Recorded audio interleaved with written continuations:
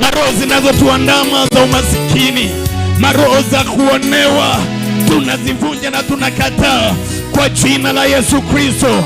Hatutaonewa tena in the name of Jesus. Maana sisi Baba ni washindi kwako kwa jina la Yesu Kristo. Maroho za kung'ang'ana katika maisha, Bwana Mungu umetupatia uwezo na mamlaka ya kung'ang'ana, Bwana wa majeshi Mungu, ya kukataana na maroho za kung'ang'ana in the name of Jesus. Bwana Yesu, hawa watoto wako hawaendi kung'ang'ana tena, maana umetupatia uwezo na mamlaka ya kuweza kuovercome in the name of Jesus Lord. Bwana Yesu Mungu umetupatia uwezo. Bwana Yesu umetupatia uwezo kwa jina la Yesu.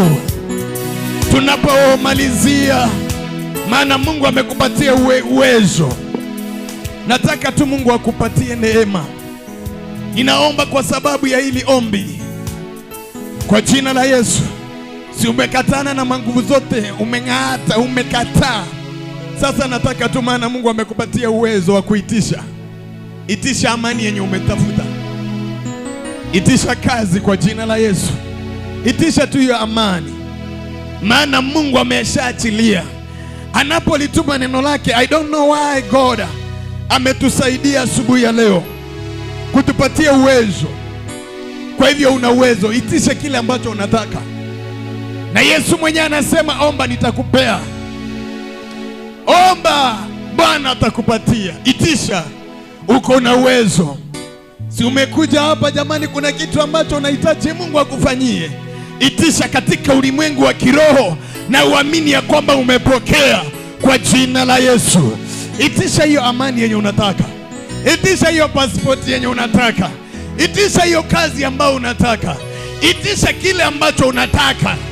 Our God, Mungu wetu ni mwaminifu, anasikia. Mungu wetu ni mwaminifu, anasikia. Neno la Mungu linasema ya kwamba ametupatia uwezo wa kuitisha. Angalia vile mtoto wako anakujanga na anakwambia, mami, ninataka uninunulie chips. Hata kama hauna hiyo pesa, unamwambia enda ambia huyo mama chips ya kupatie, ninakuja kulipa. Mtoto anatoka hapo na ujasiri, maana anajua ya kwamba mami ameniambia unipatie. Itisha kile ambacho Mungu unataka kutendea asubuhi ya leo, maana ninaishi katika ulimwengu wa anga hii, katika ulimwengu wa kiroho. Mungu ameshaachilia. It is you now to possess, na kusema Bwana naitisha hii, Bwana naitisha hii. Kama leo hii ninahisi ya kwamba Bwana amefungua neema ya kuitisha vitu vikubwa, mimi ninaitisha gari ya ministry kwa jina la Yesu. Ninaitisha basi ya ministry kwa jina la Yesu. Ninaitisha pulpit ya ministry kwa jina la Yesu. Maana hiyo ndio kitu ambacho ninahisi katika neema Mungu ameachilia kwa jina la Yesu. Ninaitisha waimbaji, ninaitisha intercessor, ninaitisha my God my Lord watenda kazi wa Mungu, wale ambao wako na mzigo ya Mungu, kwa jina la Yesu Kristo. Makarade Sherena yandarado. Bwana, ninaitisha breakthrough ya finance. Naitisha breakthrough ya finance. Ninaitisha breakthrough ya finance kwa jina la Yesu. Bwana, achilia milango za finance zifunguke in the name of Jesus. Kwa jina la Yesu tuna uwezo. Makarade shireda. Jesus, tunapotumalizia nataka umwambie Bwana asante. Shukuru Bwana. Shukuru Bwana, katika ulimwengu wa kiroho huyo Mungu wa mbinguni ashaachilia vitu vyake. Mwambie Bwana, ninakushukuru kwa kibarua umenipatia. Nakushukuru Bwana kwa sababu ya kunifungulia milango. Bwana Yesu, milango ninaenda kubisha ya kikazi. Bwana, ninakushukuru maana umenitangulia. Ambia tu Bwana asante. Asante kwa neema ya ukombozi. Asante kwa kufunguliwa. Asante kwa kukupigania kwa jina la Yesu Kristo. Ninapenda huyu Yesu. Ninapenda huyu Yesu. Maana kuna wakati alienda mbele za baba yake akamwambia, Bwana ninakushukuru. Wakati wote ninakuomba unasikia. Kwa jina la Yesu Kristo mwambie Bwana asante kwa amani. Asante kwa breakthrough. Asante. Asante. Asante. Asante Bwana kwa baraka zako za rohoni ambazo Bwana umeachilia. Asante Yesu kwa kutufungulia milango Bwana wa majeshi Mungu. Milango za uponyaji, milango za kufunguliwa, milango za kuwekwa huru Bwana. Yesu asante. Yesu asante. Yesu asante. Bwana asante kunipatia neema mpya asubuhi ya leo kwa jina la Yesu. Asante kwa kunipatia upenyo mbele zako. Yesu asante. Yesu asante. Bwana asante kwa uponyaji. Bwana asante kwa kunifungua.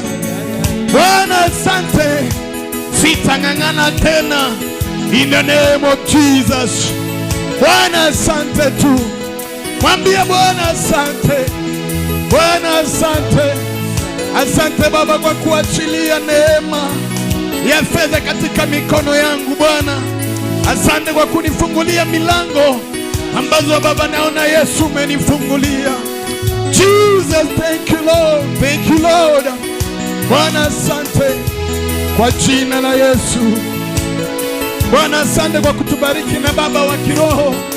Tunakushukuru kwa maisha yake. In the name of Jesus. In the name of Jesus. The name of Jesus. Tukiwa tu tunamalizia namna hiyo, nataka tushike mwenzako mkono tunapomalizia maombi ya umoja. In the name of Jesus. The name of Jesus. Laiti ungehisi vile ninahisi ndani mwangu. Sitang'ang'ana tena. Ambia mwenzako sitang'ang'ana tena. Vile tumeshika tu mwenzako namna hiyo.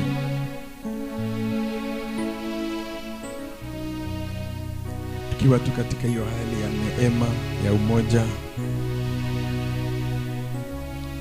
Sababu nimehisi breakthrough ingine isiyo ya kawaida. Asante Yesu.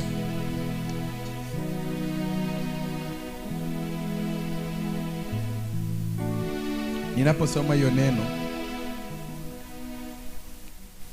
Luke 22 verse 69, lakini tangu sasa mwana wa Adamu atakuwa ameketi upande wa kuume wa Mungu Mwenyezi. Lakini tangu sasa, hapo mbele weka jina yako.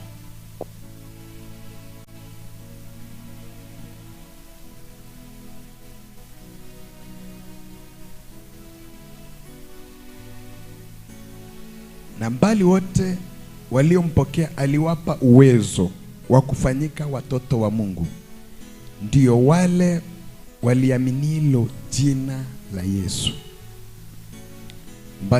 Bali wote aliowapokea aliwapa uwezo wa kufanyika wana. Kwa hivyo wewe umefanyika mwana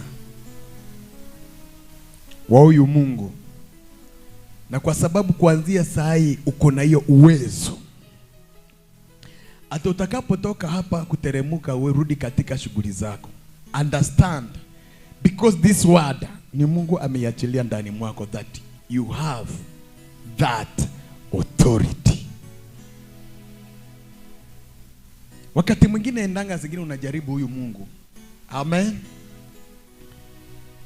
Jizoeshe kujua ya kwamba huyo mwenye yako ndani mwako, ambaye amebeba uwezo wa uponyaji, wa ukombozi, wa urejesho, wa amani, huyo mwenye umembeba, jua ya kwamba wewe ni chombo cha kutumika.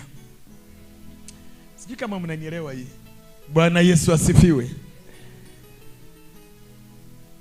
Wewe una uwezo, maana asubuhi ya leo, mchana leo umefanyika mwana wa huyu Mungu. Kwa hivyo ni wewe ambaye wewe una discourage God. Ni wewe tu umedunisha Mungu. But today tuko na hiyo uhakika, na Mungu ametupatia hiyo, inaitwa nini? Assurance ya kwamba sisi tumefanyika wana wa kutawala.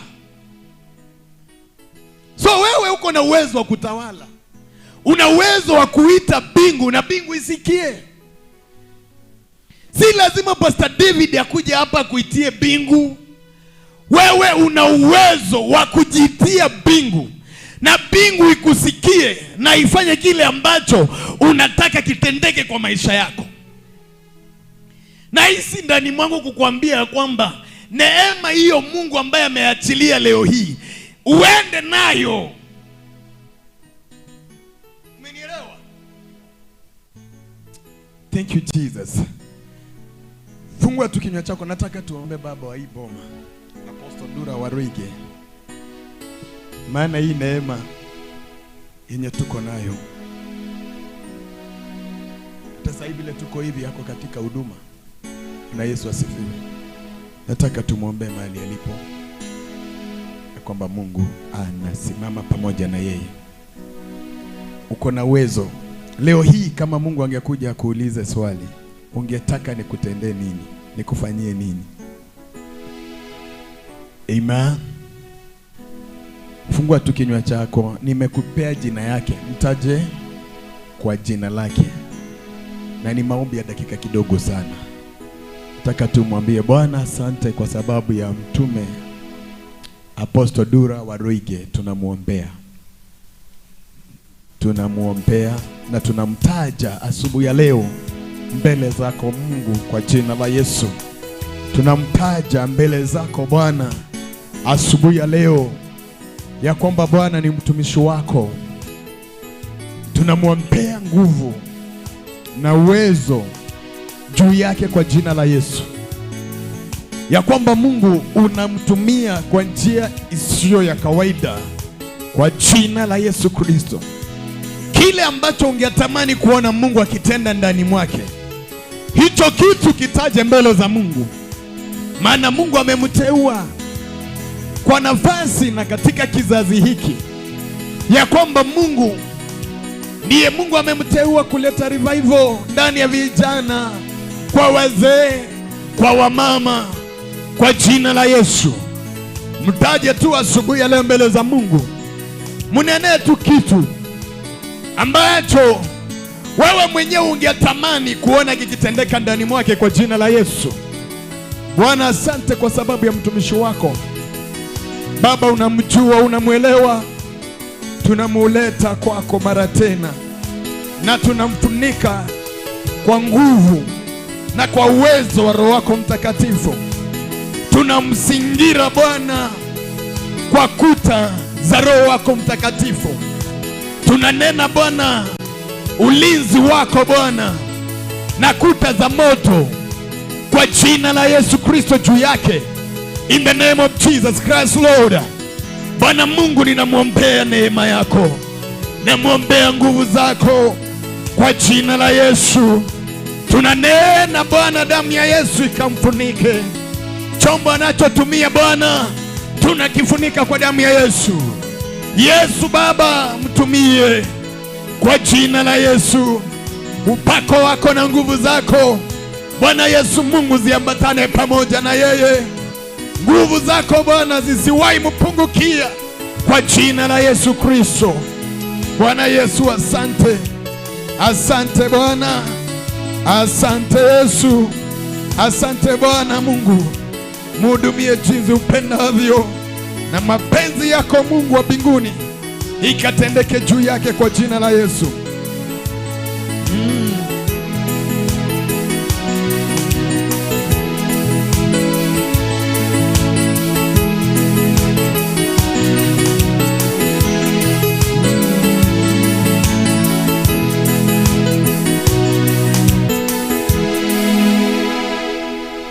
Baba, tunakushukuru na tunasema asante kwa nafasi mzuri Bwana umetupatia mchana wa leo, ili Mungu wa mbinguni mfalme ya kuzungumza pamoja na wewe.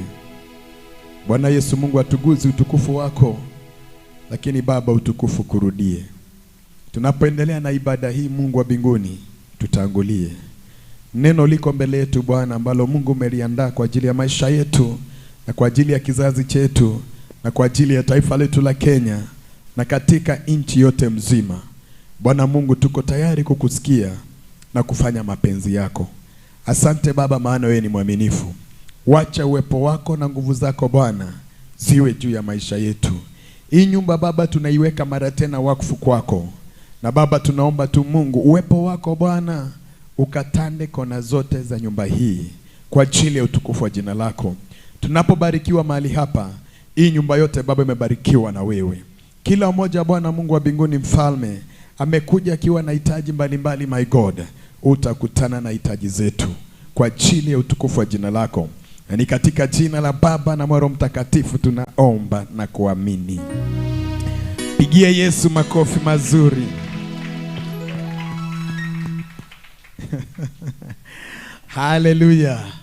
Tunamhitaji huyu Yesu. Amen. Wacha tuketi tu chini kwa dakika kidogo. Anajua Mungu atatusaidia sana. Amen.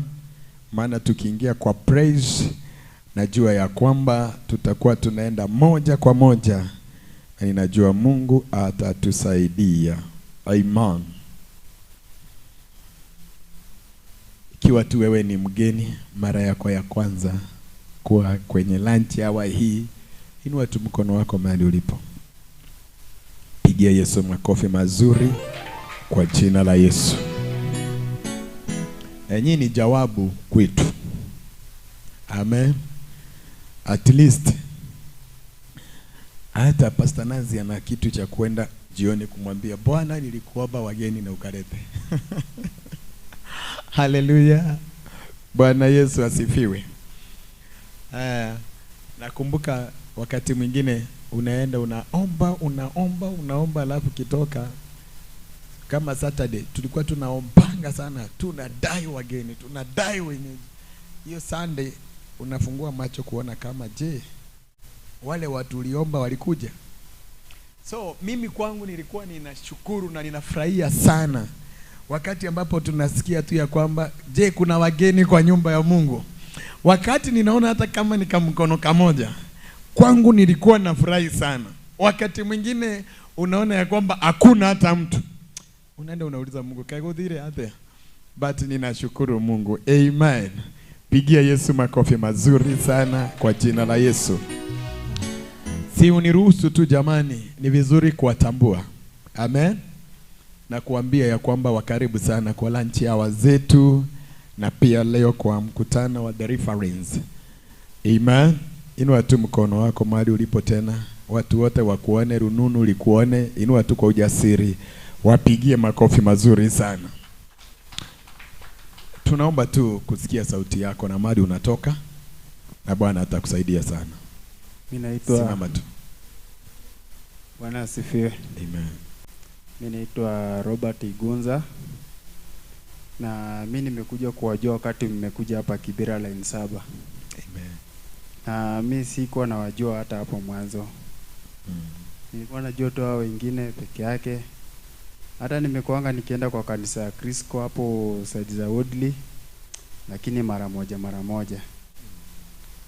Lakini vile nimeanza kushiriki na nyinyi hapo hivyo Kibera hapo hivyo, nikaanza kusikia ni kama roho yangu imeanza kubadilika kidogo. Amen. Yaani nilikuwa mtu wa rough sana. Yaani mtu akinikujia hivi hatutaelewana, ni pako nikujie polepole ndio tuelewane. Hata kwa nyumba yangu hata bibi nilikuwa namwambianga nikujie polepole ndio tuelewane. Ndio ikafika mahali kutoka tu nianze tu kushiriki tu hizi siku 3. Yaani nimeanza tu kusikia tu roho inaniambia tu nyamaza tu, hata mtu akikuchokoza usishughulike na yeye. Amen. Hivyo tu. Mimi naishi hapa Kibera Lindi. Line 7 ni hapo ndo mahali penye tunakuja kuona mpira peke yake. Amen. Asante. Pigia Yesu makofi mazuri. Hii ni matunda ya mkutano tuliokuwa nao Kibera. Suinue tu mikono juu, shangilie Mungu katika jina la Yesu Kristo. Na wengi walikuja Sunday, wengi walikuja sana. Ni vile ya kwamba hawakujua hapa. Wengine walipata magari wakapelekwa sijui wapi. Juu sasa unajua walikuja wakisema tunaenda kwa Apostle Ndura Waruinge. Sasa vile wanaona watu wanaingia wanafikiria na wakaingia. Wakajikuta huko, kufika huko wakashikwa na gudua. Ni wapi hapa? Lakini nashukuru Mungu on Sunday Mungu atawasaidia kukuja. Pigia Yesu makofi mazuri kwa jina la Yesu Kristo. Amen. We thank God. My brother, karibu sana. Na wacha hiyo kiti yako, hiyo kiti iwe yako ya muujiza. Amen. Kama Mungu alikuhudumiwa ukiwa nje na sasa ukiwa hapa, si mambo itakuwa mpya milele yote? Pigia Yesu makofi mazuri. Amen. Nisaidie mic hapo. Sorry. Bwana Yesu asifiwe. Amen. Asifiwe tena. Amen. Najua mimi si mgeni, unanionanga, yes. Lakini sijawahi kunja hii lunch hour. Mimi naitwa Morini Kendi, nimeokoka, Yesu ni Bwana, kutoka Rongai. Amen. Lakini siku ya leo nimesema nikunje tukule hii lunch pamoja na nyinyi. Amen. Na nimesikia ikiwa powerful sana. Amen. Mimi ni mbegu ya Waruinge. Ndio niweze kukunja hapa na kusema eti Yesu ni Bwana, eti Bwana Yesu asifiwe. Amen. Mimi hiyo kitu ungeniambia. Nilikuwa mkali sana. Sababu nilikuwa najua watu wote ni waongo. Wanandanganyanga na jina la Mungu. Lakini nilikunja kujua kuna wengine wa ukweli. Amen. Sasa nimemjua Mungu kupitia huyu Ndura, na Mungu ambariki sana. Amen. Yesu makofi mazuri sana. Hallelujah. Unajua kila mtu anakuanga na laini yake. Hallelujah. Simesikia huyu alikuwa mtu wa kuchemuka, mpaka kwa nyumba anachemuka. Lakini grace ya Mungu, ya mtume wa Mungu, imemsaidia hiyo temba yote kuteremuka. Mpe Yesu makofi mazuri kwa jina la Yesu. Mom, karibu sana. We are here to serve God. I thank God because our daddy wanasema ya kwamba tumikia Mungu wako na moyo wako wote. Nashukuru one day akawa na declare hizi viti, akisema na watu wote watatoka popote penye wataingia, watakapokalia hizi viti, hizo viti ziwe za muujiza kwa maisha yao.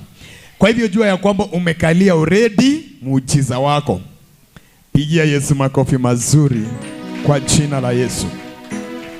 Suniruhusu tu nilete tu watu wawili ambao wako na testimony tangu wakanyage kwa hii madhabahu, wako na ushuhuda kile Mungu amewatendea. Amen. Testimony huwa ninasema hivi, Biblia inasema ya kwamba na tutamshinda shetani kwa ushuhuda wa vinywa vyetu. Hakusema matendo kwa vinywa. Kwa hivyo hii kinywa imebeba nini? Si ni ulimi ya kuongea. Kwa hivyo siku zote Mungu amekutendea kitu na usimame na ushuhudie. Ni rubber stamp. Amen. Rubber stamp inapigwa na Mungu. Asema huyu ni wangu, huyu ni wangu. Kama vile ambavyo shetani alikuwa anatembea polepole hivi wakati wana wa Mungu wanatembelea Mungu. Just imagine, unajua kitu mimi siku moja hata nikifika mbinguni nitauliza Mungu hiyo swali. Maana sisi, kwa hivyo shetani pia si ati ni adui sana wa Mungu, yeye ni mstaki wa Mungu. Kwa sababu si Biblia inasema ya kwamba ati na wana wa Mungu walikuwa naenda kutembelea nani? Mungu. Naye shetani naye akawa katika hiyo msafara.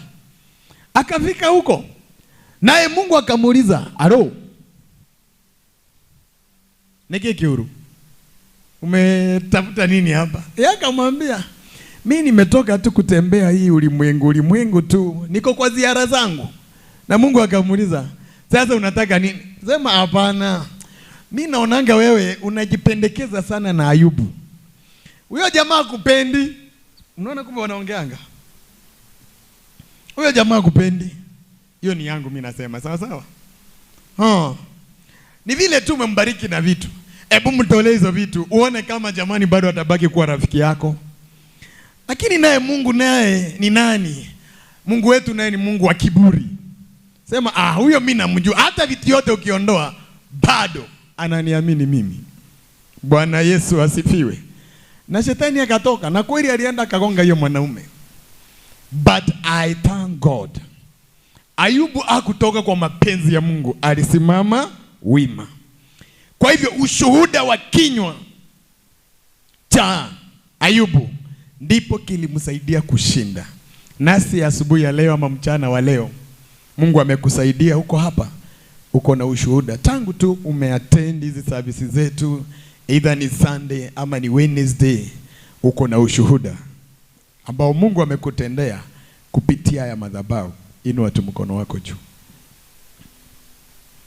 Kile Mungu amekutendea. Amen. Pigia my brother makofi mazuri. Inua tu mkono wako na ujasiri namna hii ya kwamba tangu niingie kwa hii madhabahu nina kitu cha kumwambia Bwana asante. Amen. Ayai. Inua mikono mzuri juu hivi namna hii. We want to hear from you. Hata awadada anapotuona kwa live ataona na ni kweli kumbe Mungu amefanya kitu. By the way, wacha niwaambie leo, kama kuna kitu inabariki moyo wa mtu ni wakati ambapo amekuhudumia na huyo Mungu mwenye anatumika ndani mwake anaona ya kwamba kuna kitu ametenda kwako, hata anakuanga na kisirani zaidi kusukuma huyu Mungu kabisa. Bwana Yesu asifiwe. Si uniruhusu tu jamani kuja tuambie kile Mungu amekutendea tangu ukanyage hii madhabahu, na Bwana atakusaidia sana. Amen. Testimony. Na hii tu ningekusi usimame hapa at least ndio kamera ikuone vizuri. Amen. Ili tusionekane ya kwamba tunaobaga vitu ambavyo itendeki. Amen. Because of God. Karibu sana. Wacha nitangulie kwako. Wewe utabadaye. Karibu madam. Utuambie sahihi. Hiyo ulikuwa unatusalamia. Lakini sahihi tuambie kile Mungu amekutendea tangu kanyage hii madhabahu, na Mungu atatusaidia sana kwa jina la Yesu. Tunakimbia na wakati, maana service yetu najua inatakana ianze saa 7 kamili tap. Na Bwana atatusaidia. Karibu sana. Na Yesu asifiwe tena. Amen. Asifiwe tena. Bwana Yesu asifiwe. Asifiwe tena. Kwa jina kama kawaida naitwa Morini Kendi, nimeokoka na mpenda Yesu kutoka Rungai. Mimi wakati nilikunja hapa sasa niko na miaka inaelekea 4. Nilikunja kama niko chini kabisa, mimi sikuwa najinjua. Sababu mahali nililelewa mimi hata sikuonyeshwa kanisa. Nikuta wazazi wangu waende kanisani. Kwa hivyo hata mimi kuenda. Si hata unafuata mahali kwenye unaonyeshwa. Lakini nilikuwa naiba matime naenda kule, lakini unaona ile time ya kuiba hutaweza kusikiliza sababu unakimbia Either umepangiwa laini ya kulima, kwa hivyo unakimbia ulime kidogo tena ukimbie kanisani. Kwa hivyo hata uta concentrate, si ndio? So kwa hiyo tu kupenya penya hivyo, nilikuwa najua Mungu ni mzuri, lakini sijui next kutoka hapo. Na ilikuwa shinda sana, sababu hata ungeniuliza sijui Yesu ni mwana wa Mungu, yani hitu vitu za kuhusiana na Biblia, mimi sikuwa najua. Nilikuwa tu mgeni kabisa. Sikuwa nafanya eti mabaya ile kama yani mambo ya kudhurumu watu ama nini, lakini huwa niko comfortable, I don't know. Na sitaki kuambiwa. Nasema huyu Mungu aliyeniumba, hawezi kuwa kuna mambo mengine anaweza nitesa kwa sababu ya kutokumjua wala kutokufanya nini. Bora mimi sifanyi mambo mbaya, na njaribu mahali kwenye naweza. So ni kwa hakuna kitu tunaulizana na Mungu. So ungekuja kunihubiria, mimi nakwambia usiniletee mambo yako poronjo. Nilikuwa naziita poronjo. Sasa kuna mama mmoja alinileta hapa akawa anakuja kwangu, napiga story. Yule mama wakati alikuwa anakuja kwangu, kumbe alikuwa anaona niko mlevi. Sasa alikuwa anakuja kila wakati, sasa kile anakuja mapema, ananiamusa. Nasema huyu mama naye ananiamusa nini kila wakati, kila siku, na aniambia chenye anataka. Kumbe alikuwa anaona niko mlevi na anaambiwa na watu wananiogopa. Sasa anataka kunikaribia ndiye anipe neno la Mungu. Na baada ya kukaa masiku kadhaa, akaniambia anataka tukunje tutembee mahali, lakini hakuniambia ni kanisa. Aliniambia kunja unipeleke mahali nimekupenda tu, at least unitembeze kama mama yako. Nikamwambia na mimi venye niko na ndrendi, nilikuwa nimeweka ndrendi zimesimama kama corona. Nani anajua ile corona ile? Sasa nikamwambia mimi lakini sikuwe ni mahali kuna watu wengi, sababu mimi sitaki kunyoa hizi ndrendi zangu. Akaniambia hata waulizangi ndrendi, hata wengi wako nazo kama hizo zako. Nikaona ni vizuri. Nikamuuliza nitavaa longi? Akaniambia usivae, na ukitaka unaweza vaa, lakini ningetaka uvae nguo ile at least itatupea heshima. Nikavaa nguo yangu tukakunja. Kuingia ni kanisani. Nikasema kwani alikuwa ananileta kanisani huyu? Sasa nikamwekea wanted, tukitoka na mwanda. Nikakaa tukahubiriwa, lakini nikasikia ni kama ni mzuri. Sasa ile kutoka siku mwanda, sababu nilitaka nirudi tena nisikie kama nitasikia tena vizuri. Haya tukaenda, lakini nimekasirika. Kwa nini alinificha? Sunday ilikuwa inafuata, nikaenda kwake. Nikamwambia maadhe, si twende tena kule, nilisikia kama kuna ufunuo fulani. Akaniambia niliona uliwezwa. Niliona huyo ndiye ataweza hiyo umang'aa yako. Nikasema kwani mimi ni mang'aa tena? Mwambia twende. Nikakuja nikasikia na neno la Mungu kumbe ni tamu hivi. Maadhe tukaendelea, yeye akalemewa kwa barabara. Si wote walioanza safari watamalizia, bali wengine watalemewa kwa barabara, si ndio? Lakini mimi sikulemewa, nilisonga. Amen. Mpaka ule maadhe ikawa tukipatana tunapambana sasa, tunahubiriana sasa. Hakuna mtu anastaka kushindwa na mwingine. Lakini maadhe ananiambia uko na neno ndani lako, lakini wewe ni mang'aa. Namwambia na mimi kama sio hiyo umang'aa yangu, ningekuwa nimeporomoswa. Nikaendelea, nikawa yani hata nimemea msingi ya kuweza kujiombea. Amen. Nikawa ninaomba na naweza kuhubiria hata wenye walikuwa wanakunja kwangu. Sasa nimeanza kutanja neno la Mungu. Bereni nilikuwa mkali, mtu akikunja kwangu anasema ule mama ni kisilani. Lakini sasa ikafika wakati wananikaribia na mimi naongea neno la Mungu. Hebu ni neno la Mungu hekima. Wakati walikunja wakawa wanataka ndanga wapi kanisa, nikawaelezea, wakaanza kuogopa. Nikawaambia toeni Waruinge muweke mtumishi wa Mungu. Kama vile wakati kuliletwa ile inaitwa dhahabu, iko na yani uchafu lazima iwekwa kwa moto ndio iitike dhahabu. Kwa hivyo na yeye mtoeni hiyo uchafu ya mbungike, mumuweke mtumishi wa Mungu ndio mupate ile kitu iko ndani yake. Amen. Mimi niliendelea, na baada ya kuendelea mimi nilikuwa nakaa maisha, mimi ni mang'aa, fala mang'aa, lakini kuna umaskini na siombi na uwezi njua na sikunji kwa mtu, siendi kwa mtu. Sasa nilikuwa nakaa kwa nyumba iko na masimo, napika na kuni, alafu zile kuni saa zingine watoto wamekaa tu wanangonja chakula na umeakiza moto ndani ya nyumba sababu mvua imenyesha nje. Kidogo ile nyumba imetoboka chini, imebeba ile moto. Na wao nakoroga ugali. Ukikunja kuangalia ugali ya hivi, makaa inazunguka kwa kona. Semeni amen. Lakini huyu Mungu ni wa maajabu. Saa hizi wakati nilikunja hapa, mtumishi ameng'ang'ana na mimi. Na mimi ni mang'aa sababu by the time nikubali, nimetake time sana.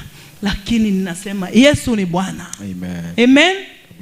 Alisika mimi mkono kwa ujinga wangu. Na mimi nikafuata. Lakini kwa saizi nakaa kwa nyumba ya ngoroba. Amen. Yesu makofi. Ile ambayo nimejenga nani? Na mkono yangu. Amen. Kutoka nini? Kwa hii madhabahu. Amen. Amen. Kila mtu anasema huyu Mungu wa Morini wanataka kumuona. Amen. Na mimi nawaambia munjipange kupepewa moto wakati mnapika ugali. Kila kitu lazima mgarami. Amen. Mungu awabariki. Ni mengi lakini wacha hiyo ingine tunyamasia hapo. Pigia Yesu makofi mazuri, mazuri, mazuri. Umesikia hiyo testimony? Saa hii amekaa kwa nyumba ya ghorofa.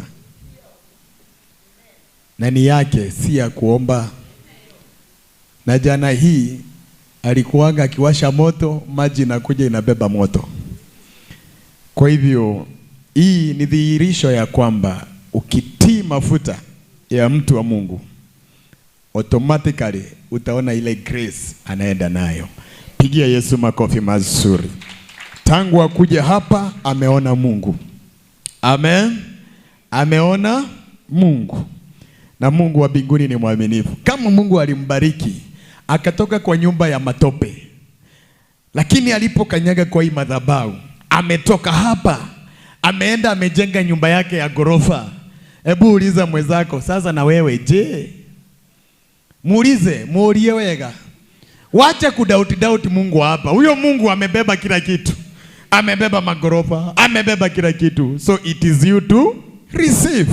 Pigia Yesu makofi mazuri kwa jina la Yesu. Because of time, wacha tu jamani, naye patie kijana yetu dakika ngapi? 2. Wewe ni kijana ya boma, toa testimony yako ndio tuendelee na Bwana atatusaidia. Hallelujah. Praise the Lord. My name is Martin Mwangi. I'm saved and I thank God for this far. Praise the Lord. Here I'm studying because of God. Praise the Lord. I am just remembering a short story for about few days. Yes, I could study, but I couldn't do anything. Praise the Lord. And on Saturday, I went home well, but at the night, and I'm alone at home. I just fall, nikaanguka kwa bafu, and I slept there like the whole night. Praise the Lord. And finding myself nikiamka asubuhi, and I asked myself, niko wapi? Niko dunia gani? Lord. But I thank God because He has given me another chance to serve Him. Praise the Lord. There's a book in Psalms 61. Hear my cry, O God. Listen to my prayer. From the end of the earth, I cry to you. I cry as my heart grows in faint. Lead me to the rock that is higher than I. For you have been my refuge and my strong tower against the foe. I long to dwell in your tent forever and take refuge in the shelter of your wings. Praise the Lord. This is my prayer, and this is what a vow between me and God. Praise the Lord. That I will dwell in His house because he has done me something. Yani praise the Lord. It is my testimony. I myself, I am a testimony. Praise the Lord. Because Jesus died for us so that he can deliver us, so that he can make us prosper. Praise the Lord. Simbarikiwe. Pigia Yesu makofi mazuri. Simama kwa miguu yako miwili. Simama kwa miguu yako miwili. Piga tu makofi pole pole namna hii. Piga makofi jamani kwa jina la Yesu. Bariki Baba, bariki aye. Bariki Baba, bariki watoto wako. Baba bariki aye. Bariki Baba, bariki bariki Baba, bariki aye. Bariki Baba, bariki tunakuomba ye. Bariki Baba, bariki Bariki Baba, bariki bariki Baba, bariki aye. Bariki Baba, bariki ninakuomba ye. Bariki Yesu Baba, bariki oh bariki Baba, bariki inua Baba, inua inua Baba, inua ninakuomba ye. Baba, inua Inua Baba, inua watoto wako. enenea Baba, nenea enea Baba, nenea tunakuomba ye. Baba, nenea Baba, nenea watoto wako. Tukomboe Baba, tukomboe aye. Tukomboe Baba, tukomboe tunakusihi. Baba, tukomboe aye. Baba, tukomboe watoto. 1 2 3 go. Jesus. Pigia Yesu makofi mazuri. Thank you. Tunakushukuru Baba. Tunakuomba utukomboe, utushike mkono, utuelekeze, utufanikishe katika malengo yako. Utuwezeshe kuweza kulijua neno lako na tukalifuata, tukakaa kulingana na mapenzi yako. In Jesus name, somebody say amen. You may be seated. Thank you very much. Thank you for coming. Thank you for being here this time. Nimechelewa kidogo mahali nilikuwa nimeenda. Lakini you've been taken care of. How are you, Ian? How are you? Good morning. Is it morning or is it afternoon? Yes. What happened now again? You are going up, you're going down. You're going up, you're going down. What is it? You're going down now? Yeah, why are you down now?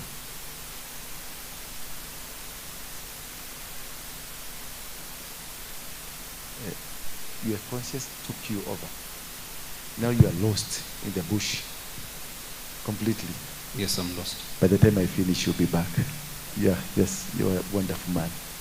Just have a seat there. I want, you will travel. When is it? Tomorrow. What time? 2 p.m. You will travel. In less than 24 hours, you will be in Vancouver. Amen. So usibebe chang'aa ya Kenya upeleke Vancouver. Ukunywe maji lita 10. Hiyo chang'aa yote we flash out. Umesikia?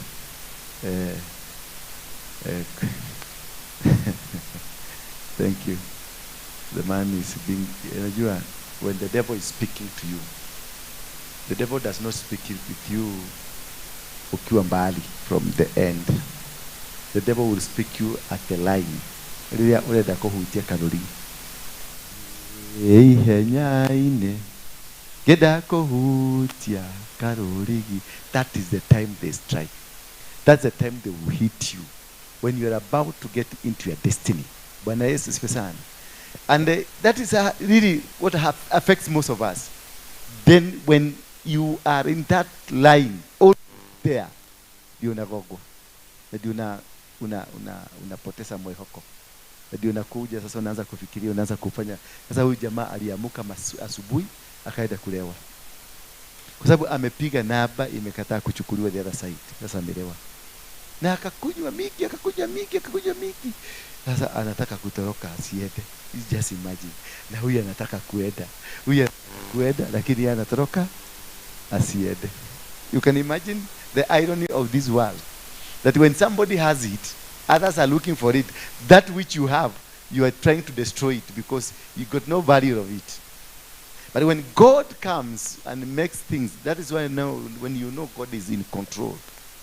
Because this man is not in control of himself. Because even as he was applying for the visa, he was not applying seriously. But there were people there who applied seriously. They didn't get it. He was applying unseriously because he wanted just to please the mom. Because the mom alikuwa amemweka pressure sana. You can imagine. Somebody is really looking for this visa. You want to travel. And you are not even interested with it. God gives it to you. Because when the destiny has come, nobody can change it. Bwana Yesu asifiwe sana. That day of the destiny, you will try to run away from it. You will try to do your things. God will not allow it. This man is under arrest. Hata ufanya nini, you are under arrest. Upende usipende utaenda. Na upende usipende utapokelewa. Na upende utaspende Canada itakukubali. Lakini sasa kule hakuna pombe, hakuna chang'aa.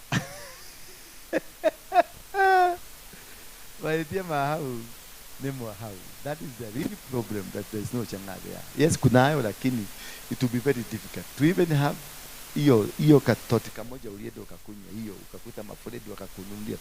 To get one friend there, afraid, it will be so difficult. That uko ni man for himself, God for us all. Sasa kule ujuaji inaisha. Kule usirudi kusipigia mama usimate mama. Kule sasa niwede upalbane kimwanaume. Nsorahira nyoko haha alimu. Tukale kari yatakuwa shebe kinyeda. Bwana Yesu asifiwe sana. Yeah. Kuja hapa nikuombea. Watu hapa chini. Hiyo roho iondoke. Wacha angalia sana nataka kutoa jacket. Kwa sababu anasikia imekuwa mzito sana. Yani kai. Ninyado leke la guo jaga. Nani alikuchora hii? Hii nini? Nyoka.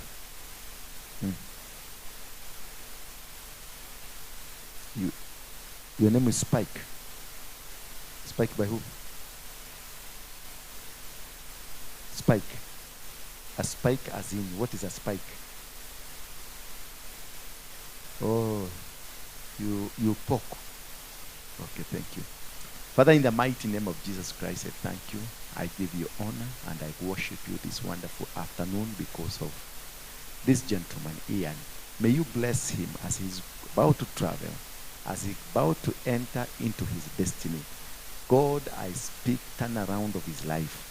I speak a drastic change of his life. I speak a conspicuous, something that will happen into his heart, into his spirit, into his soul, into his body, that he will work and derive for you.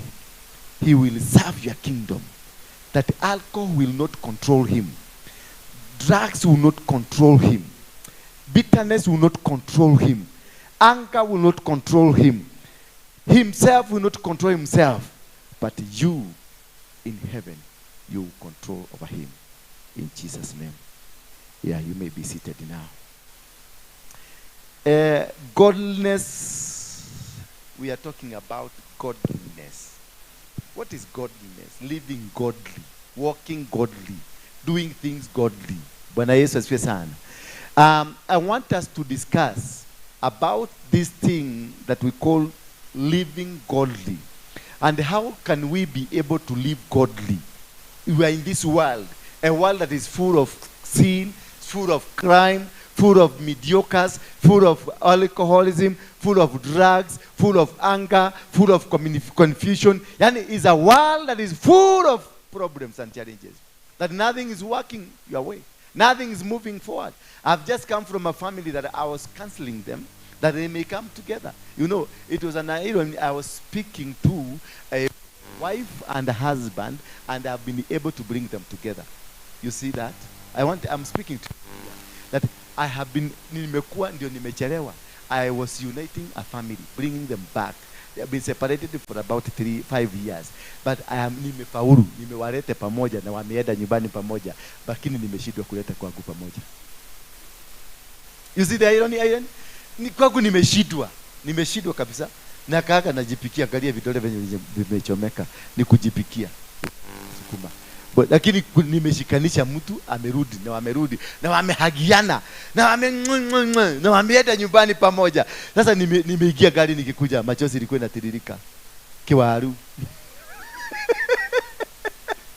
Sasa you ask, what gayeda gatia? Just yourself. Uko ni Mungu anataka gaje? Mimi najaribu kusikiliza, lakini mimi mwenyewe nimeshindwa. Hata nimesugumuziwa na watu kama huyu anakuja na nisugumusia huyu na mabia digi hoto anapokuwa moto. No, yani kai ginyata material ya maluta. Please. Sasa unashindwa. Huyu na ukaona wamelia machozi, wamekubaliana na wamesema I forgive you. Leo ninge akasema I forgive you, lakini mimi nimekataa. Sasa unashindwa, what is that?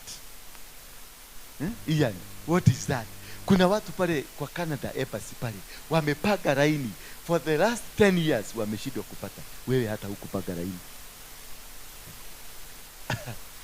Ndio sasa anataka kutoroka. Alikuwa anataka kutoroka saa hii. Bwana Yesu asifiwe sana. So this world, it is a complete irony of how we live it. You need a lot of God. You need God to guide you in every perspective of your life. In every move that we do, we need God to inspire you. The man that is you must die for the man that God wants to use to arise. You must kill that person that has always constrained you. You must kill that person that has always been against your destiny. You must kill that person that has always been against your business, your family, that has been against your ministry, that has been against your life, that has been against your prosperity. That man has to die.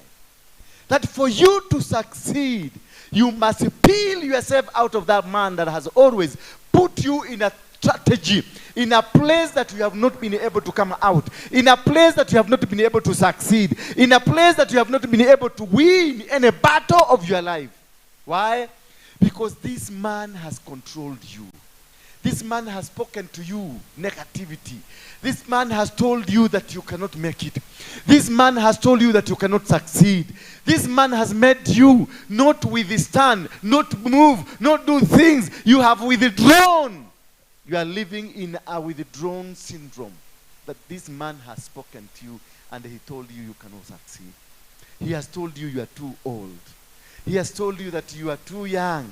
He has told you that you are too fat. He has told you that you are too thin. He has told you that you are not capable. You don't have money. You cannot achieve. Bwana Yesu asifiwe sana. Until a time that you are able to kill this man, so that the man that God wants to use can be ready to be used by God. Because the man that God is ready to use is only controlled by the man you are holding. Bwana Yesu asifiwe sana. The man you are holding that has been always been speaking to you and telling you that it is not achievable, it is not successful, it cannot come your way, you cannot make it. That man that has been speaking to you, you must let him commit. Today we must advocate this man aondoke kwako, ndio uweze kusimama na msimamo mzuri, ndio uweze kutangaza mitangazo mizuri, ndio uweze kuwa na misimamo ambayo itakupeleka to the next level. Because all of us, we have a very bright destiny. All of us, we have a future. All of us, we have a good plan from God. All of us, we have a successful way that God wants us to. Bwana Yesu asifiwe sana. And if we can be able to understand in that way, in that concept of knowing how God and what God needs us to do, I'm telling you that you are not going to fail. You will never fail. When we were planning for the crusade, Kibera, I just told God, I want God, let me use this as a platform to test and have a team that will now be the final team for the next events that we'll be having. And God told me that, yes, indeed, that is what I've been asking you to do, like what Gideon did.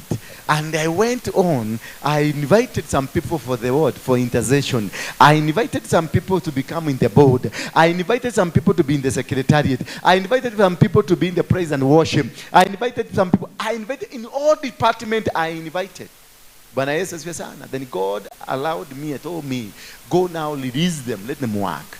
So as they were working, that is when our God was telling me, now pick that one, pick that one, pick that one, pick that one, pick that one. This one for this role, this one for this role, and this one for this role. Bwana Yesu asifiwe sana. That is when you know the man in you is dead. Because you are not choosing because you have a friend. You are not choosing because this person ni mnapendana ama mtu unaona ako na elimu ama huyu mtu ako na mipango mizuri, but God has chosen. When you allow God to do the job for you, when you allow God to guide you, when you allow God to make you move that you are making now, that it is not me who made the move, but God did the move. God did the calculation. God did it. It is not me. It is not my education. It is not my desire. It is not my plan. That is when you know that the man that was in you is completely dead. Because you will not choose people because of the affiliations you have. You will not choose people because of the plan you have for them. You will not choose people because you know how educated they are or how good they know how to plan. You will choose people because God has told you, pick so and so for this particular position. Pick so and so for this particular position. Because God knows what He has put in that person. So until you are able to know what is in that person, and it is so difficult for me to know what is in there that God has deposited in Ian, what has deposited in this lady, what has deposited in you, I will not be able to know until you are exposed to it, so that I can be able to know that this indeed it's a calling from heaven. Bwana Yesu asifiwe sana. The calling, you cannot be able to know the calling until the person that have been called is in action, is doing the move, is going to the direction where the calling is. And you find them, they are within the calling. Because most of us are in a calling that does not belong to them. Most of us are doing things that we are not supposed to be. You are in position you are not supposed to be. You are in grounds you are not supposed to be. You are in environments you are not supposed to be. Until the person ako kwenye ground ile ambayo inatakikana, ako kwenye position ambayo inatakikana, ako kwenye mahali ambako inatakikana. I want to tell you, you will not get it right until these people are returned where they are supposed to be. Until you recognize yourself. And for you to know where you are supposed to do, you must kill the person that has always misled you. The person who took you to the wrong office. If you kill that person, then you'll get the inner person who knows where your destiny is. If you kill that person that misleads you to go to a wrong woman, to go to a wrong husband, to go to a wrong business, to go to a wrong ministry, when you kill that man that speaks to you, then you'll be able to have a man that will lead you where God wants you to be. Bwana Yesu asifiwe sana. So that is the most important for us. And that's the discussion that we'll be having. Kill that man. That will be my topic. Kill that man. That man has always misled you. The man that told you you cannot succeed. The man that told you you cannot win. The man that told you that you are in the wrong place, yet you are in the right place. The man that told you you are in the right place, yet you are in the wrong place. The man that told you you are not supposed to walk with the so and the so. The man that told you you are not to be in the company of so and the so, yet that person was your destiny helper. When you kill a man, you live a life that God wants you to live. You live a life that God wants you to be in. You will walk a life that God wants you to be walking until you are able to discover yourself, until you are able to know yourself, until you are able to know the direction. I want to confirm you tonight that that direction can only come if the inner man that is in you is free from the bondage of the outer man. Bwana Yesu asifiwe. In the book of 2 Timothy, chapter number 3, verse 1, but understand this, that in the last days there will come times of difficulty, for the people will be lovers of self, lovers of money, proud, arrogant, abusive, disobedient to their parents, ungrateful, unholy, heartless, unpleasant, slanderous, without self-control, brutal, and not loving good. That is the outer man. That's the characters of the outer man. That this outer man, if you want to know that the man that is outer you, the man that is controlling you, one thing he loves himself. He does not love others, but he loves himself. He loves herself. Bwana Yesu asifiwe sana. Everything you do, it is I. Everything you do, it is me. And if it's not me, it must be I. And if it's not I, it must be me. That whatever must happen, it must happen revolving around me. It must happen revolving around the perspective of what I want. That you want what you want, because that is what this man wants. Is lover of himself, lover and desires only for himself, not for others. He doesn't like anybody. He doesn't like anybody to succeed. He doesn't like you. Like now, you don't want to succeed. You don't want to move the next level. Why? Because you think if you move your step and you are working with her, then she will go to benefit. So you would rather not move so that she fails and she gets out so that you can move alone. Bwana Yesu asifiwe sana. We don't want to go for lunch because we have a company of a man that we don't want. We have a company of a woman that we don't want to be part of our lunch. So we will rather stay without food. We will rather stay without eating so that this man can go. You see now, you have affected your timing, you have affected your systems, you have affected what is supposed to be done rightfully, and instead you have postponed what you needed to do because that something was supposed to be done within the timing of God.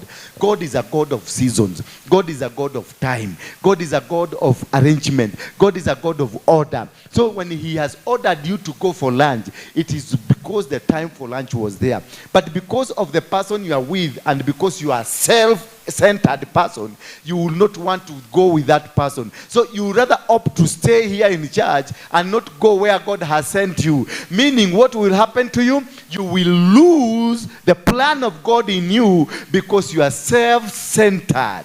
When you have forgotten. The people who are self-centered, they forget that every person has a plan of God. Nobody can steal anything that God has put in you. Nobody can win a battle that does not belong to them. Nobody can become what is not of them. Nobody can be rich within not their time. Nobody can succeed when they are not in their time. Every person will succeed because they are in their time. Everybody will win because you are in your time. When you do things in the timing of God, nobody, no weapon fashioned against you can rise against you. But when you postpone and run away from the plan of God, it means when you come back, you will be overtaken. You will find nothing will be backing you. When you are in the plan of God, in the season of God, in the time of God, the heavens will back you. because you are within the acceptance. When you are in that season of God and that time of God, the backing of heaven is real. Everything will work according to the plan of God. Everything will work even if all people runs away from you. As long as you are in the season, as long as you are in the plan of God, as long as you are in the desires of God, I can assure you for free that no matter who lives against you, no matter who gets out of your life, no matter what they say about you, no matter where they go against you, I want to affirm to you, they will leave you alone, but still you'll be winning battles. They will leave you go walk alone, but the battles will be won. They will do things alone, but all you will be doing is conquering mountains, conquering valleys, conquering people, conquering situation, because you are within the time of God, and the heaven is backing the timing. God does not back people. He backs the time. He backs the season. He does not back the people around you. That is why Gideon, he was preparing 32,000 people, 32 strong men who were meant to fight. But God needed 11 people that will accompany Gideon when he went to destroy the altar of his father. And the heavens backed him. You don't need a multitude of people. You don't need a big cloud of people. You don't need people who are well educated. You don't need people who are well versed. You don't need people who are well organized. You need the backing of God. Just be in the right time, in the right position, in the right season, and the rest will work, because the workers of that time are engineered from heaven. He will use dogs to come and do the job. He will use even rats in your house to bring you a note that disappeared under the bed, and the rat will bring it in front, and that is the money you needed to go and buy your breakfast.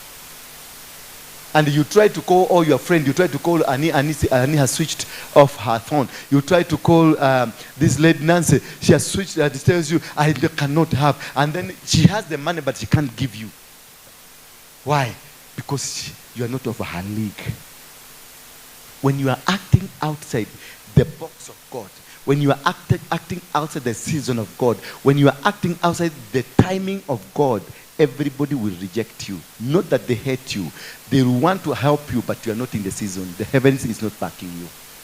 Until you are in that position where you sit and the heavens is watching over you. Heavens is smiling at you. Heaven is walking around you. Heavens is touching you. Heaven is talking about you. Heaven is commanding people.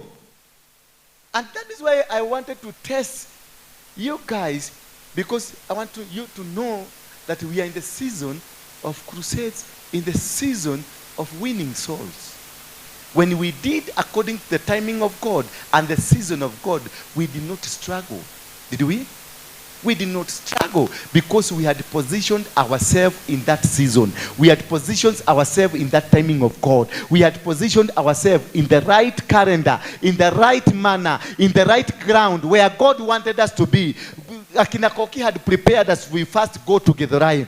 But the meeting we did, the first meeting here with the pastors who came, I had told them we want to go to Kiwati, to Kibera. But for them, they came and changed. And they said, let's start with Githurai. And I realized now the devil is speaking. This is not time for Githurai, the time for Kibera. And then the devil tried to speak through them. They persuaded me. They told me we have to go to Githurai. They even went to Githurai and they had a breakfast. No, was it a breakfast or a lunch? What was that? Inside a bar. Eh? And you are frustrated inside a bar. But when we went to Kibera, again God had told me, you are not going to use the pastors that you've been using. No. I'm going to use you because I've chosen you. This is a time for you. Then I made another mistake. I went to Kibera and organized what? A breakfast for pastors. We made a lot of food from here. We carried a lot of food. And when we went there, we only found how many pastors? Less than 10. We had to carry our food back. Where I saw Kinabuju was really enjoying the food of pastors. Hallelujah. Buju alikuwa nakula food ya mapasta. Anakula matunda ya mapasa. Alienjoy vizuri sana. Wazee hapa wakaenjoy, watu wakakula. Kumbe mimi nilikuwa nimeambiwa akina Buju ndio watakula. But I ignored. Then we did another meeting. The same thing happened. I realized God is not in these people. I took some ladies to come and assist me to do mobilization. Then I looked at them. I saw God is here. Because I am a keen observer to understand what God wants, where God wants you to be, and what you want God to be doing. And once you understand where God wants you to be, you will never go wrong. The moment you understand what kind of people that are we going to be with you this week, you don't go to worried. Well, the moment you understand that I am supposed to be in Nakuru to this week, and you be in Nakuru that week, you will not be worried of what will happen, no matter whether you have money or you don't have money. As long as you are where God wants you to be, you will be successful. People will be commanded, and they will bring whatever that you want, because you become a vessel. They sustain the vessel. You don't struggle because you are not self-centered. The day you discover that things are not working, you start by yourself and see you are the self-centered man. When things started failing, I started appreciating people, the wrong people for the move, the wrong people for the agenda, the wrong people for the desires of God, the wrong people for the mover of God. Then when you bring in the wrong people in the plan of God, God will stop it. You will be derailed.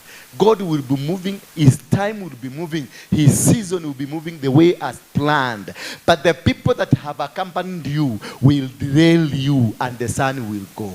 By the time you realize the sun is on, it's set, and you have lost it. Then you will now wait. If this thing happens after 5 years, if the cycle in you, then the season comes after 5 years.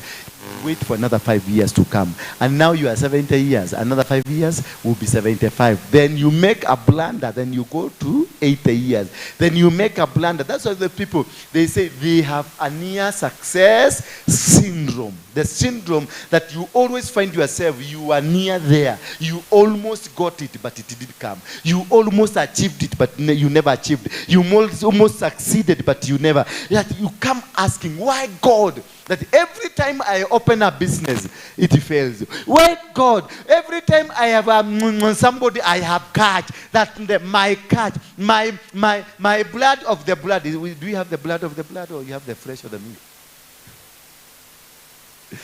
When you're there, catching it, it disappears from your hands. Why? You are either late or you are either ahead of time. But when you are in the time and in the season of God, you don't struggle. You don't fight for it. It will follow you wherever you go. And the moment you connect yourself with your destiny, and that door is opened, nobody is capable of shutting the door. Life will be coming just like that. When Abraham opened the door at Mount Moriah, when he was about to kill his own son because of a command from God, and he did whatever God instructed to him to do, what happened? God came, appeared to him, and God made a covenant with Abraham. He swore to Abraham and told Abraham that you will increase like what? The sand of the sea, and also the stars of heaven. If you are able to count, that is how your generation will come. He again swore to Abraham. He told Abraham that your generation, the enemies of your generation, the entire generation of your life, there is no enemy who will be able to subdue them. Why? Because he did it in the correct time and in the correct season, in the correct place. He told Abraham, the Bible in the book of Genesis 22 says that after these things, God tested Abraham. And he told Abraham, take your son, your only son, Isaac. He mentioned, take who? Take your son. That's point number one. Your only son. And he mentioned Isaac. Hallelujah. The one that you love. Those are three statements that are very powerful. That he told, take your son, your only son. He never left there at your son, your only son. He even mentioned the son's name, so that you know that this is now what is supposed to happen to you. This is what God now is talking about. He is talking about Isaac, and Isaac should be taken to where? To Mount Moriah. Then he told Abraham, once you are in Mount Moriah, there is a mountain I will show you. So not every mountain is a mountain. You must follow instruction that God has instructed you to do. And when they were in the mountain, when he was there, he went and sat down in the mountain. Abraham waited for 3 days for the next instruction. And when he got the next instruction, the instruction was the eyes were opened. When you are right placed and right seasoned and right timed, God opens your eyes to see things that nobody can be able to see. Because as they were coming down from the bottom of the mountain, as they were climbing there, where they went and sat down to rest a bit to wait for the next command, the mountain was still there, but the eye of Abraham was not able to see it. The mountain is still there that you are supposed to go, but because the timing has not come, you will have to wait until God instructs you to go there. As he was sitting, he was just grappling with these 3 gentlemen, his son and the 2 servants and the donkey. They were seated there patiently waiting to hear what is the next move from God. And the next move came from God, and the eyes were opened. As he was just looking, he was looking. He has been looking from morning. The mountain he saw, that is where he was looking from morning, but he had not seen the mountain. Until the clock came, Saa Sita sharp. Until the clock came, Saa Tisa sharp. That is when God opened, because the time has come. And he is in the right position, right season. Now he was waiting for the clock. And the clock came at 3 p.m., 2 p.m., or maybe midnight or midday. That is when the eyes opened. When they were struggling, when Abraham was struggling with who? With Lutu. They were struggling over a piece of land. Because Lutu had cows, had camels, had goats, had sheep. The same thing like Abraham. He had cows, he had goats, he had sheep. I had everything. But because he was carrying, Abraham had a lot of issue as he came from where? From his father. Because God had instructed Abraham, and told Abraham, do not go with any member of your family. But he chose to go with Lutu because of the mercy he had upon the son of his brother. Hallelujah. There are elements that you are carrying, those relatives you are carrying, those good friends that you are carrying, those good partners you are carrying, those good important people in your life that you are carrying. Kumbe, how they are the problem of your life. They are the problem of your successes. They are problem of where you are supposed to go. They are the problem that will hinder you as you go cruising to the next level. There are people who come automatically into your life, not to make you succeed, but cause you stagnate, cause you to delay, cause you to suffer that stagnation. And the moment you are stagnated, moment you are limited, moment you are delayed, it means your time will be delayed, your season will be delayed, and you will be not in the right place where you're supposed to be. Check out on those people that are with you. No matter how good they are in your life, no matter how important they may look in your life, no matter how special they may look in your life, reorganize you when you realize that these people are not meant for me now. They are not for this season. Or they were meant for me that season, not this season. Do not work with them. Just abandon them and move for the next. Abraham delayed and stagnated, and he had a lot of problem. Remember, because of Lutu, he encountered the Philistines who opposed him, and he had to surrender his own wife and say that this is my sister, because he thought these people would kill him. Not the wife had no problem. He had no problem. But one problem he was carrying, the son of his own brother. This was unwanted figure. This was unwanted person in this company. Because God had told Abraham that take your cows, take your wife and your household, but do not take any family member with you. But he chose because of the mercy. He chose because of sympathy. He chose to carry a son of who? Of his late brother to go with him. Little did he know the representation of the altar of his father Terah has come through this man. Because all what God was trying to destroy, it was to destroy any relationship between Abraham and his father Terah. He was trying to bring Abraham a neutral person, a person that he will use without the baggages of the family, without the baggages of the altars of his father. Because his father, Terah, was an idol worshipper. He is the one who was building the idols that were worshipped by people. So when God chose Abraham, he chose Abraham from a family that was not worshiping him, a family that did not desire to walk godly way. They desired to walk their own way. So every member of the family had been inscribed or prescribed into the plans of Terah, the father, who was an idol worshipper. So the entire family, apart from Abraham, all of them, they were part of the altar that God wanted to destroy. Therefore, that is why he told Abraham, do not go with any one of your family member. Why? Because he didn't want Abraham to be contaminated by the altars of the family. He wanted Abraham to be neutral, to be clean, and to be isolated from the altars of the family. But Abraham never listened. He had some sympathy. And this is what has really costed that relationship I had with you. That sympathy because you are a single mother. That sympathy because you are a single father. That sympathy because you have really suffered. You have really faced the challenges. It has been painful for you. That sympathy causes you the entire damage. Causes you to stagnate. Causes you to find challenges that will not help you anymore, that will not make you succeed. That husband of yours that you love too much, but is against your ministry.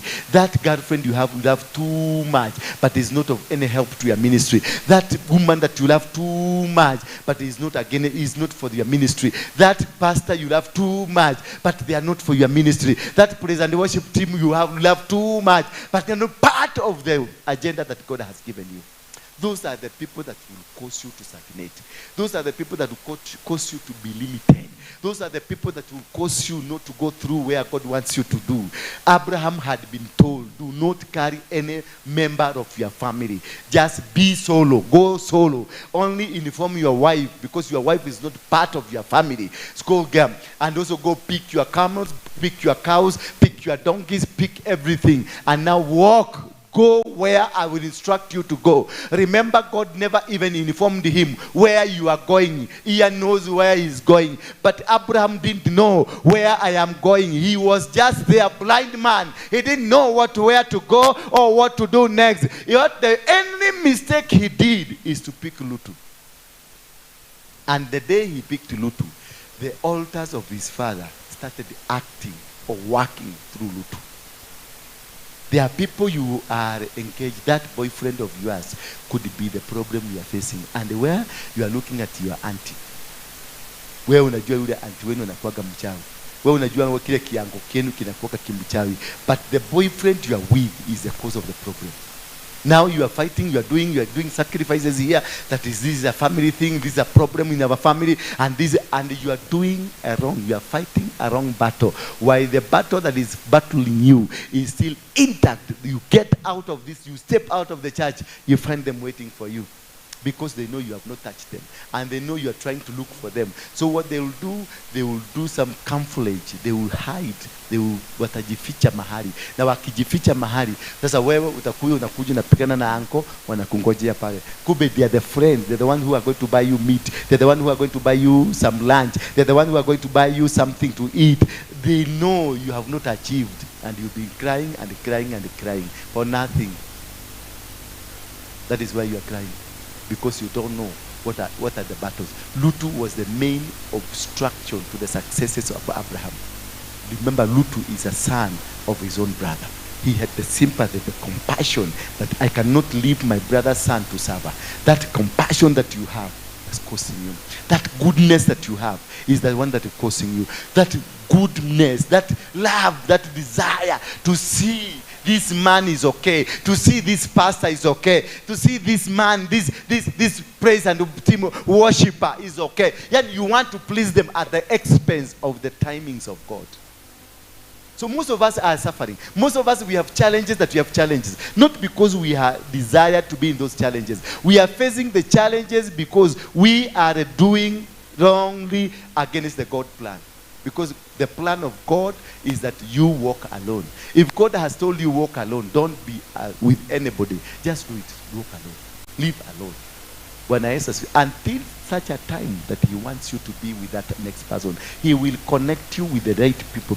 If you allow yourself to walk alone, you allow God to bring destiny helpers in your life. Because when you are walking with this lady and he is not part of the destiny helper, it means you have blocked somebody else. If I took this lady to become my girlfriend and yet this is my wife, she will not come in. Because atakuwa kiona si tuko na huyu, you are with so and so. What will happen? Now this one will run away because na anajuaga huyu ni Wanyere, ni wale wakali wanadukaka watu kisu. So this one will not come in. Bwana Yesu asifiwe sana. Meaning the timing of ya kuoana mimi na huyu ni this Friday. Na amekuta huyu Thursday ako. Koja Thursday anaosha vyombo kwa nyumba, kanyumba kameng'ara vizuri. Na ndio nguo zangu zote zimeanikwa nje. Na ndio hata bed covers zimeanikwa. Na huyu the timing ni saa 8 Friday. Akuja kila kitu iko anasema please. Nakupenda lakini I cannot handle this. Time imeondoka. Kama hiyo kitu inakujaga after 10 years, you will have again to wait for another 10 years. Sasa ina imagine mama kama wewe ukoje another 10 years. Usitafanya tu kama Raila kwenda kutafuta kiti ya EU. Yes, because imeona Kenya haita imekukataa. It's your Kenya ilimkataa, timing yake ndio wrong. Because always he makes mistake. He goes to the opposite where God is. Bwana Yesu asifiwe sana. Unakuta ameenda opposite, and that is what is costing us in our life, that we normally do the opposite where God wants us to be. God has instructed you to do. You will walk with these people. This is the one that is going to lead here, and this is the one that is going to lead here. When Gideon was sent, he was sent to the river, and he was told by God, go tell these people to drink water. And they all drank. God never told Gideon why they are drinking until they drank the water. And then God told them, those who drank water like cows, put them this side. And those who drank water using their hand, put them this side. And again he did another test for the remaining one. And again he did another test. The people that were required, out of 32,000, were only 11 people that went to destroy the altar of his father. Only 11 people.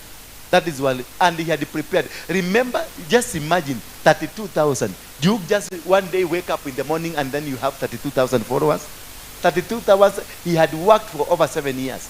He had worked for over 5 years. Struggled to get 32,000 people. Strong men to be with him, for that matter. But what happened to him? All the work he had done for all, when the season of God, when the lapse of the 7 years judgment that had been given to them by God in the book of Judges 6 from verse 1, and the children of Israel did evil in the sight of God, and God handed them over into the hands of who? The Midianites for 7 years. So at the stroke of the end of the 7 years, God prepared only 11 people to win the battle. But remember, for 7 years, they were preparing 32,000 men to go and fight the Midianites. And in any case, the Midianites were not involved in the battle at all. No Midianite was involved in the battle at all. It is his father. Can you imagine? You are preparing for the Kamba people, that you are going to fight the Kamba people, or the Kikuyus, or the Luos, only to come and discover it is your father who was the problem, not the Kambas. And the man was told in the money, God even called him. He told him, you are going to win this battle as a man, not as a community, not as an army. You are going to win this battle as what? As a man. And then he asked God, me as a man, I am the least in my family. And in our clan, we are the least. How do you talk about that I'm going to win this battle? Then God called him a name that has never been called to him all along. You, man of valor. So heaven knows you differently from what you know yourself. Heaven sees you differently from, until you have that backing of heaven, until you have that power, the capacity for heaven to back you up in your business, for heaven to back you in up your struggles, for heaven to back you up in your family, for heaven to back you up in your meetings, then God, you are not going to win any battle until the heavens comes in. When the heaven came in, this man was struggling. They were hiding in caves because the heaven was not with them. The heaven were not walking with them. They were self-centered people. They were moving in a direction that was not right. They were working the day, and then in the night, they were working the night. The day they were in the caves. The people who conquered the Amalekites, the people who conquered the Girgashites, the people who conquered the Amorites, the people who conquered the Hittites, the 7 nations mightier and stronger than them, they conquered them with ease. They crushed them, they destroyed them. But when it came, when they went and subscribed and talked to the Amalekites, took their God, took the God of the Baal to them, then that is how they started losing the battle. And they lost the battle. Until such a time when the clock came, the 7th year of the judgment, when the man who was a hopeless and useless, God came and makes him, tells you are a man of valor. You are going to win this battle as one man. You are going to win this battle as an individual. I want to assure you, somebody that is here, the battles that you are going through is not going to be won by people around you. It is going to be won by you alone. You don't need any company. You don't need any association. You don't need any support. You don't need any prayers. You don't need anybody to lay a hand on you. The battle, as long as you are in the presence of God, doing within the timings of God, in the season of God, I assure you for sure that the battle will be won by not the multitude, by you alone. Gideon was not even aware that he is man of valor. He never knew that I am the one that is going to conquer. He never knew that the battle is in my hand. He never knew that this is the season. But God had prepared him for the season. And when he accepted to be in the season, because he was called, he had an option of saying no. He was called by God in heaven. And God sent him and told him, go now to the courtyard of your father. Pick 2 cows from his yard, 2 bulls of 7 years. So God, when God is dealing with your case, he has already prepared the warfare. He has prepared every material that you need. Remember, he is instructing Gideon, telling Gideon, go pick 2 bulls. God knew where they were. So before the bulls were born, God knew that Gideon is still there to come and pick you. So when the bulls were born, Gideon now, when they were started becoming 1 year, 2 year, 3 year, if you look at the other side of Gideon, Gideon became more, as the bulls were growing, Gideon became more aggressive. As the bulls were growing, Gideon became more aggressive. As bulls were growing 6 year, Gideon now started seeing something. As in the 7th year, Gideon met the angel, and he had some many questions. He was asking the angel that if indeed God is with us, where is the God that was with Moses? Where is the God that was with Abraham? Where is the God that was with us? Where is the God that won the battles for us? You see, now the Spirit had started working in him. The spirit of winning the battle. The spirit of conquering. The spirit of capturing. Because the time also is working according to his will. When the time of God is working alongside with you, you start getting the preparation. You start sensing the blessing. You start sensing there is something new that is coming. You start sensing the things that you are struggling to find. You are no longer struggling. Though they are small, they are few, but these things are coming. You've been struggling to talk to people, and you find now people are listening to you just like that. You go to a crusade, you tell wale watu wanataka kuokoka kujeni hapa. And remember, have you ever gone to a crusade where a normal pastor is preaching? Do you know how they preach? To get no soul, no single soul. And you imagine how this pastor has preached. Banana sema wale watu watachomeka.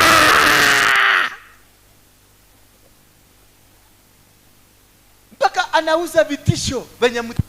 And then he describes the fire, how you will burn, and nobody is afraid of that. They're just looking at you. And once they are through with you, once you have finished, they go. They leave you there. Unawaitisha sadaka, nobody gives you. Because you are not within the brackets of God's will.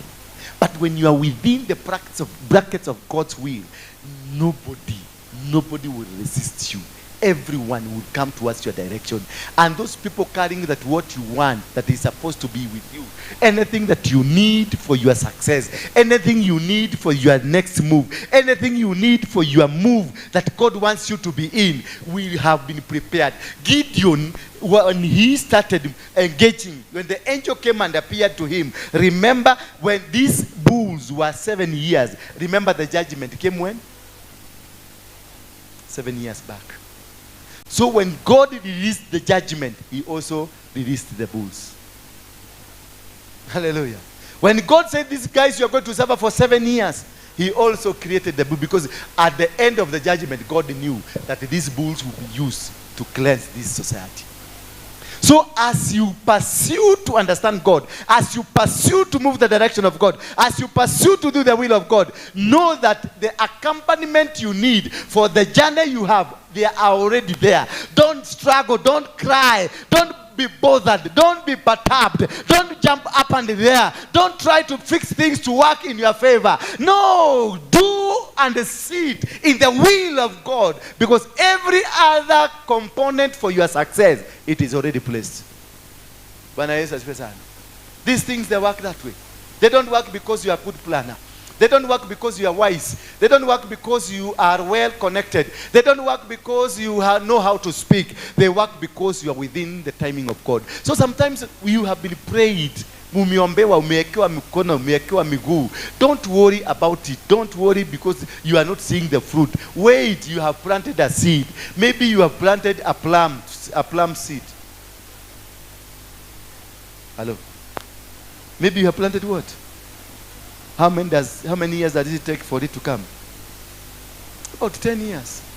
So wait. Vumilia tu. Gari kubwa. Wait for this time.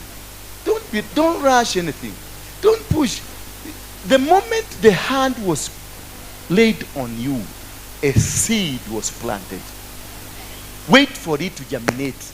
Wait for it to grow. Because kama labda ni ya carrot, just wait it for how many weeks? Yeah? About 4 weeks. Kama ni ya carrot, kama ni ya nini, kama ni ya plum tree, wait for 10 years. Just wait. Kama ni ya mahindi katumani, wait. Don't rush it.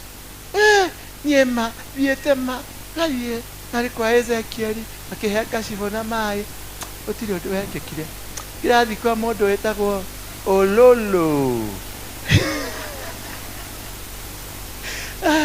No kogodago ire na kigikwa rora na gebio gwari dagoreire kwa ololo. Until the season comes, I want to tell you, nothing will happen to you. Don't push anything to work. When you push it, you become self-centered. You become selfish, lovers of your own desires. You don't desire to be controlled by God. You don't desire to work for God. You don't desire to listen to God. You don't desire to be obedient to God. The moment you don't desire to be obedient to God, you want to plan, you want to push, you want to do, you want to circumvent things. They are not going to happen. You'll be frustrated. Most of you are getting frustrated. Why? You are getting frustrated because you want to push the time. You want to push the season. You want to push the moment.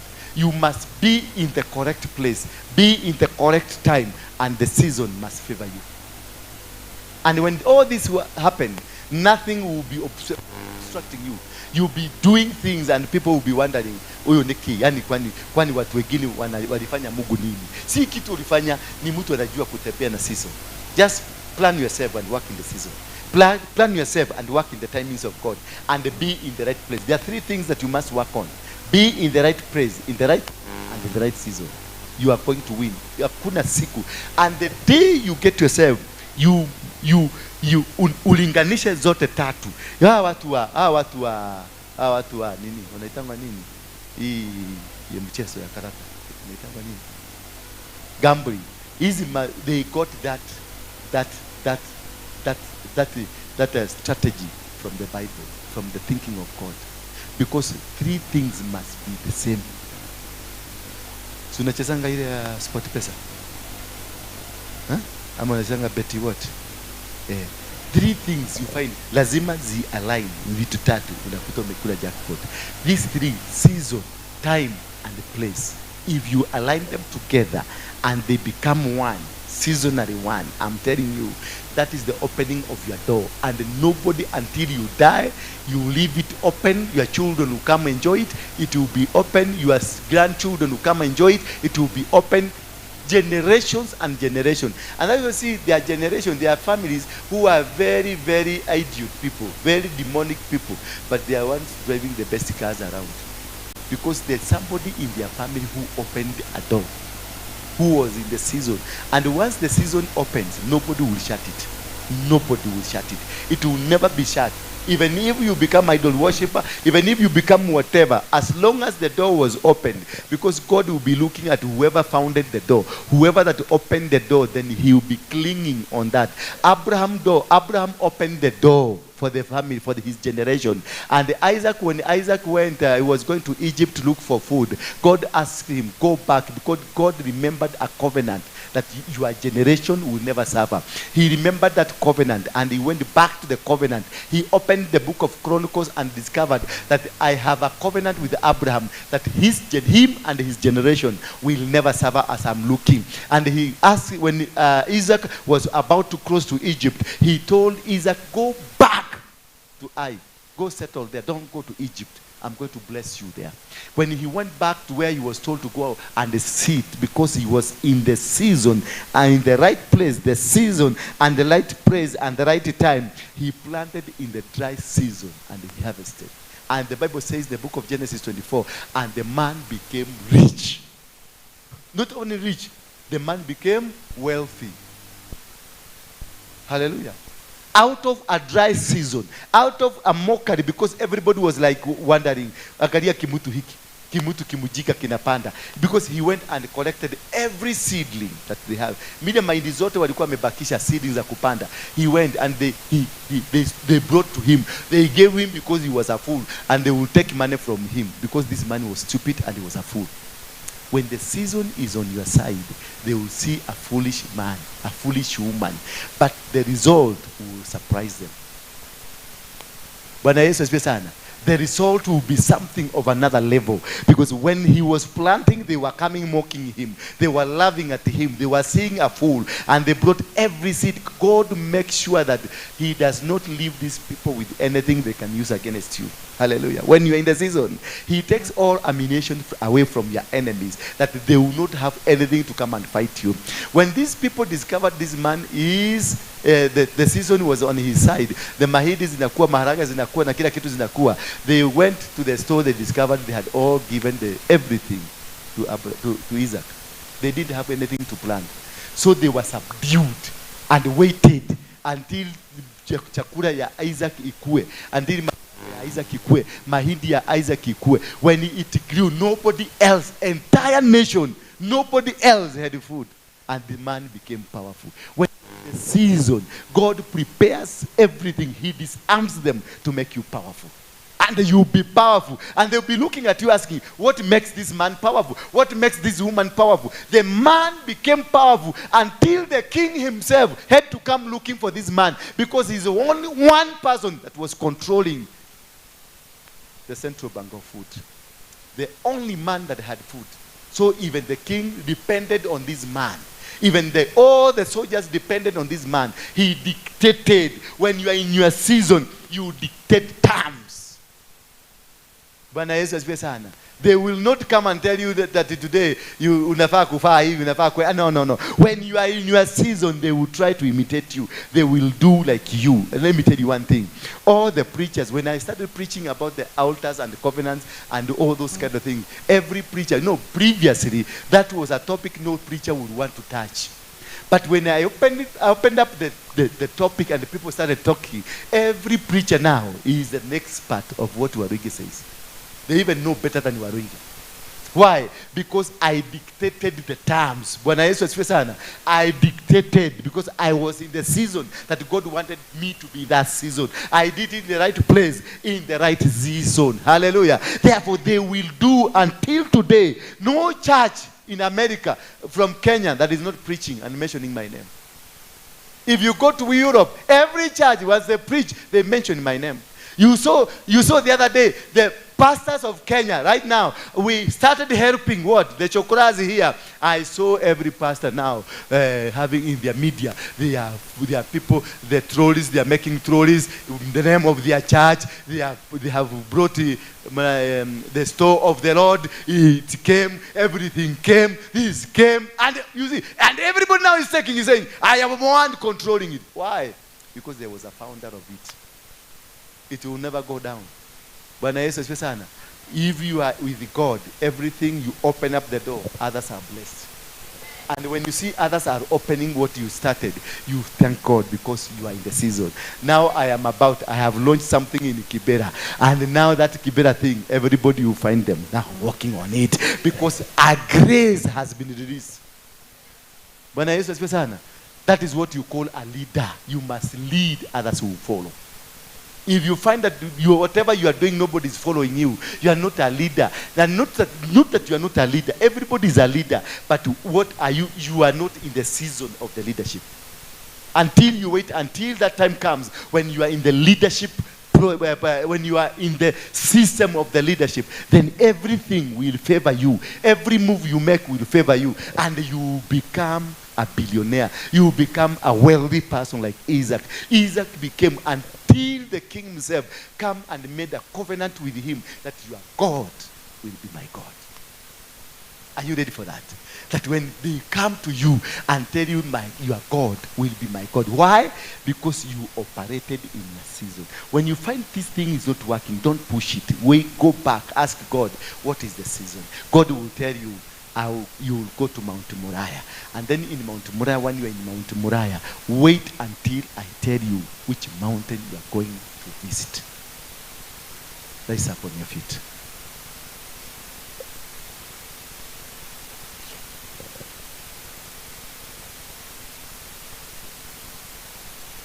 And this only can happen if you kill that man that has continuously disturbed you. That man that has really made you to struggle. That man that has caused you to stagnate. This is a man that is dangerous in your life. Go asking yourself, as you're getting into this prayer moment, I want you to ask yourself, shika sadaka zako, shika na mkono as we are going to pray, because I want you to connect your offering. You connect with the prayer that you're going to do. Because this is the day we are going to kill this inner man. Somebody remove this from me. This man, when he dies, God will open your eyes. You'll be able to see when is your season. Don't push, don't force. Don't make things work in the wrong season.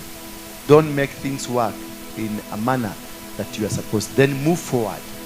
Once your envelope is ready, move forward. I want us to stand here near at the altar, because we are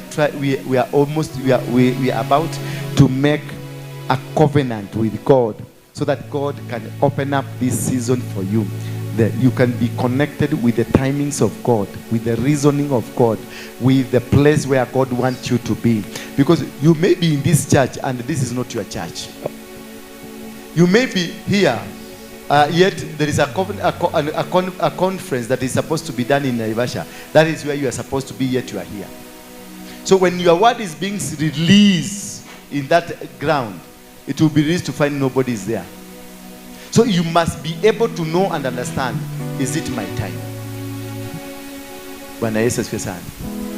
You must be able to understand, is it the timing of God? Is it the time of God? Am I in the right place? Am I in the right position? I said everybody, I didn't say anybody to hang around there. You know, I hate this when I keep repeating on one thing. When you hear, come forward, just come forward like soldiers. You are the soldiers of Christ. But if you just walk like you are a robot controlled from the mass, and the connections are not connecting. No, I feel so painful.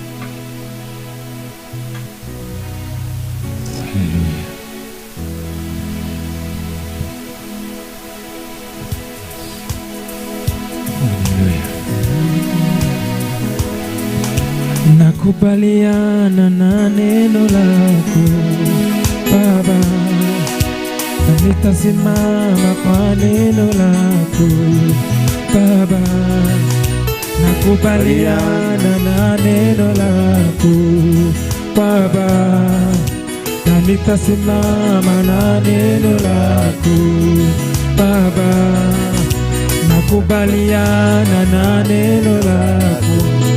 Kubaliana na hili neno, kubaliana na hili neno ambalo tumelisoma la kwamba